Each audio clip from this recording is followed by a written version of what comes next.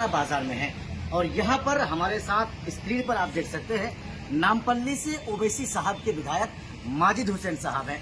पिछले कई दिनों से किशनगंज जिले में अपना डेरा डाले हुए हैं और पूरी किशनगंज जिले के अलग अलग विधानसभा में जा रहे हैं, लोगों से मिल रहे हैं और ओवैसी साहब के पैगाम को लोगों तक पहुंचा रहे हैं। हम यहाँ पर पहुंचे हैं, विधायक जी से दो चार बातें करेंगे। सर, सबसे पहले तो आपका बहुत बहुत स्वागत है किशनगंज की धरती पर। जी, आप सर 2020 से पहले का किशनगंज जिला और एमआईएम पार्टी में जो उत्साह था, जो जोश दिख रहा था, और आज यानी ठीक 2025 ठीक 5 साल के बाद क्या सर बदलाव दिखता है आपको आजकल? अल्हम्दुलिल्लाह जोश और बड़ा है, अल्लाह के फजल से और उत्साह है इंशाअल्लाह ताला, और इंशाअल्लाह मजलिस इत्तेहादुल मुस्लिमीन एक बड़े पैमाने पर फिर से कामयाब होगी। आप कह रहे हैं कि कोई बदलाव नहीं दिखा है और ज्यादा जो तादाद है ओवैसी साहब के मानने वालों की वो बड़ा है, आप ये कह रहे हैं, लेकिन आपको कहीं भी ऐसा जरा बराबर नहीं लग रहा है कि इन लोगों के चले जाने से कोई इफेक्ट पड़ सकता है एमआईएम पार्टी पर? इन लोगों के चले जाने से हम पर क्या असर पड़ेगा? अख्तर इमान साहब पर, औसत साहब पर क्या असर पड़ेगा? रमजान यमीन साहब इससे पहले भी राजद से लड़े थे, कितने वोट दिए थे? 5,000 से कम लगे थे। इजार रशीद साहब मुखिया का इलेक्शन हारे थे। रुकनुद्दीन साहब उससे पहले इलेक्शन चुनाव लड़े थे, कितने वोट दिए थे? शाहनवाज साहब अगर मजलिस का साथ नहीं होता तो क्या जीत पाते? तो अल्लाह के फजल से ये बात तय है कि अल्लाह ताला ने इनको जो इज्जत दी थी वो मजलिस के जरिए से दी थी, मजलिस के लोगों की मेहनत के जरिए से दी थी। मजलिस इत्तेहादुल मुस्लिमीन, असद साहब और अख्तर साहब की जो मोहब्बत लोगों के लिए थी, वो मोहब्बत के जरिए से इनको कामयाबी मिली थी।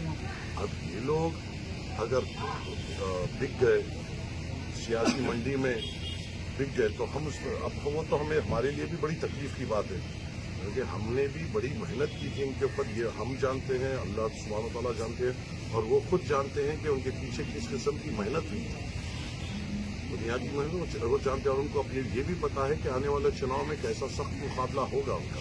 और इंशाअल्लाह ताला अगर आप यहाँ पर देखें, अगर बहादुरगंज की हम बात करें तो मजलिस इत्तेहादुल मुस्लिमीन को जो वोट मिले थे और तौसीफ साहब को जो वोट मिले थे, जब दोनों के कार्यकर्ता अलग अलग थे, अब जब एक हो जाएंगे क्या 1 लाख पार इंशाल्लाह होंगे और बड़ी तादाद से हम यहाँ पे कामयाब होंगे। यहाँ पर इंशाल्लाह आप कामयाब होंगे, ये आप कह रहे हैं। आज जो आपका दौरा रहा बहादुरगंज विधानसभा में, खास करके जिनको यानी तौसीफ आलम को आप लोगों ने अपनी पार्टी की तरफ से उम्मीदवार तो बना ही दिया है, कई जगहों का आज आपने दौरा किया, क्या लग रहा है सर? तौसीफ आलम साहब के पीछे लोगों का जमावड़ा जो 2020 से पहले था आज भी है, या उससे बड़ा है या घटा है? अल्हम्दुलिल्लाह तौसीफ साहब, अख्तर साहब और असदुद्दीन अवैसी साहब की जो ये 3 जनों की जो एक साथ होगा, आप खुद देखेंगे चुनाव में बहुत बड़ा असर होगा। जहाँ पे भी मैं जा रहा हूँ उत्साह से, जोश से और खुशी से लोग मिल रहे हैं। इससे तो अंदाजा लगाया जाता है कि हमारी असदुद्दीन अवैसी साहब, अख्तर साहब, तौसीफ साहब की जो कबूलियत अवाम में वो इंशाअल्लाह ताला चुनाव के करीब रंग लाएगी। और जो लोग ख्वाबों में हैं उनके ख्वाब बेदार होंगे। ख्वाब क्या बेदार होंगे इनके, इन तमाम के जो लोग टिके हैं और जो अपने आप को सियासी मंडी में बेच कर आए हैं, उनकी तो नींद उड़ा के रहेंगे इंशाअल्लाह। 2020 में सर त्रिकोणीय मुकाबला था, जिसमें आपके जो यहाँ पर उम्मीदवार थे अंजार नईमी साहब, उनको यहाँ के लोगों ने बहुत ही बेहतरीन अंदाज में और बेतहाशा वोटों से वोट देकर जिताया था। लेकिन 2025 में 2020 से अलग नहीं लग रहा आपको, क्योंकि उस समय त्रिकोणीय मुकाबला था और इस बार तो जनसुराज पार्टी भी एंट्री कर चुकी है, जो मुसलमान वोटर्स पर पूरी ताकत झोंक रही है। बहादुरगंज में सिर्फ 2 जनों का मुकाबला होगा, मजलिस इत्तेहादुल मुस्लिमीन और भाजपा में। चाहे कोई भी कुछ भी बात करे, चाहिए मुकाबला सिर्फ 2 ही जनों में रहेगा, मजलिस इत्तेहादुल मुस्लिमीन और भाजपा में ये मुकाबला रहेगा। और इंशाअल्लाह ताला मजलिस इत्तेहादुल मुस्लिमीन यहाँ पे बाहरी अक्सरियत में कामयाब होगी। आपकी पार्टी के टिकट से सर जो विधायक बने थे अंजार नईमी साहब, वो कह रहे हैं कि यहाँ पर मुकाबला महागठबंधन वर्सेस बीजेपी का होगा, एमआईएम का कोई नामो निशान नहीं है। कौन बोले थे? वो अंजार नईमी साहब जो आपकी पार्टी की टिकट से विधायक बने थे। जो हमारी पार्टी के टिकट, उनकी ही बात कर रहे हैं, जो हमारी पार्टी के टिकट से विधायक बने थे और सियासी मंडी में जो मवेशियों के दाम में बिके गए थे, उनकी ही बात कर रहे हैं। 100% उनकी सोच क्या है? जो सियासी मंडी में बिक गया वो सियासत के बारे में क्या बात करेंगे? मैं इन चारों से मेरा एक ही सवाल है और एक ही तकलीफ है। अगर तुम बिकते तो अच्छी तरीके से अपना भाव लगाते। अगर तुम्हें अपनी सियासी मंडी में जिस तरीके से एक हाट में मवेशियों के बाजार में मवेशी बिकता है, उस तरीके से जब 2-3 लोग भाव लगाते हैं तो भाव बढ़ता था। अगर तुम अपना भाव ये लगाते, मैं इन चारों से कह रहा हूं अगर तुम बिकते, जो हमें बेइंतहा तकलीफ है, क्योंकि तुमने हमारे अवाम की तरफ तुम असदुद्दीन अवीसी साहब के पीठ में खंजर भोंकते, हम बर्दाश्त कर लेते। तुम अख्तर उस्मान साहब के पीठ में खंजर भोंकते, तुम बर्दाश्त कर लेते। तुम हमारे पीठ में खंजर भोंकते, बर्दाश्त कर लेते। मगर उन लोगों का क्या जिन्होंने तुम्हें उम्मीद से वोट दिया था, उन लोगों का क्या जो ये सोचकर वोट दिया था कि ये जब लोग आएंगे और एक साल ठहर के जब आवाज बनाएंगे तो सीमांचल की हालात बेहतर होंगे। अगर तुम बिकते, जो पैसों की लालच में तुम बिके हो, अगर तुम बिकते तो ये बोल लगाकर बिकना था कि तुम लोग बहादुरगंज इलाके में या कोचादामा इलाके में या बैसी इलाके में या जोगीहाट इलाके में हमें स्कूल दो। बिकते तो आवाम खुश भी होती।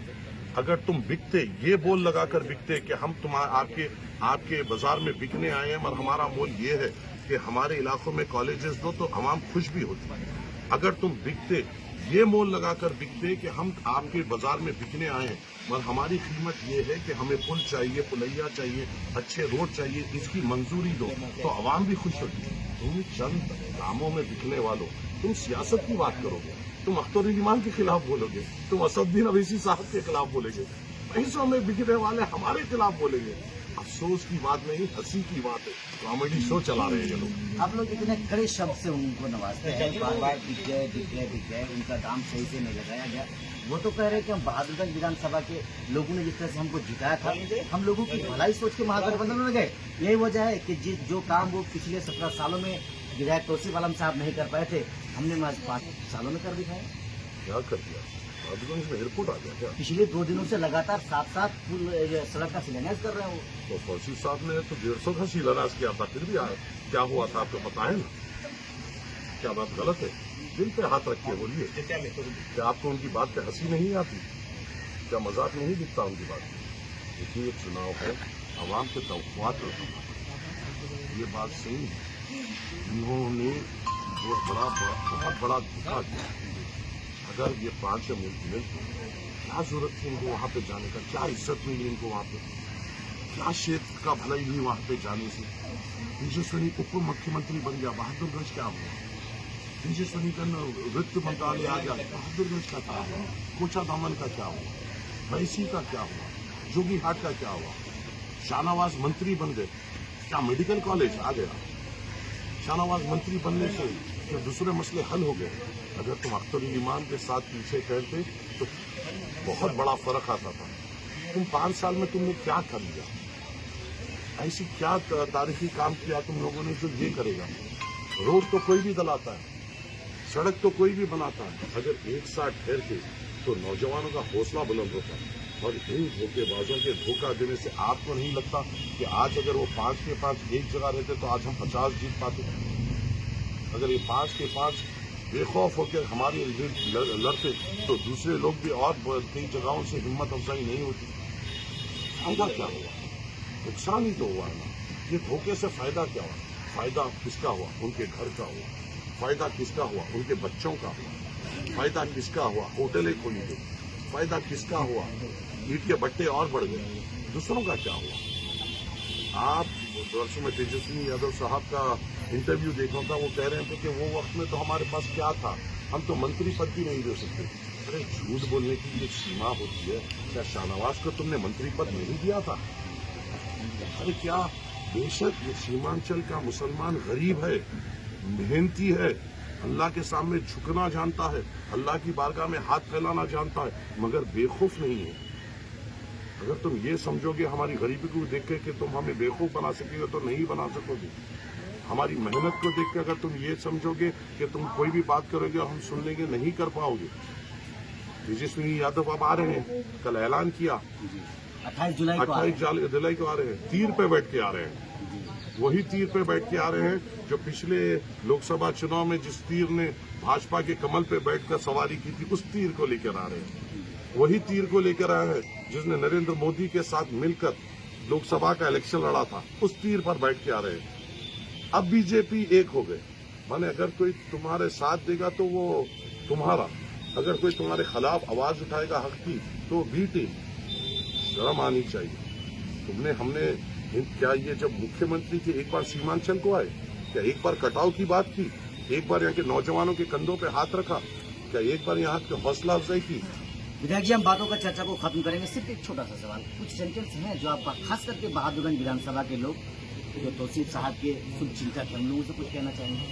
हौसले अपने बुलंद रखिए, इंशाल्लाह अल्लाह पे तवक्कल रहिए, इंशाल्लाह अल्लाह अगर हमारा साथ देगा, हमें खुलूस से और मोहब्बत से और तमाम को सबको सब तबकात को साथ लेते हुए हमें चलना है और हम इंशाल्लाह हम कामयाब होंगे। ठीक है।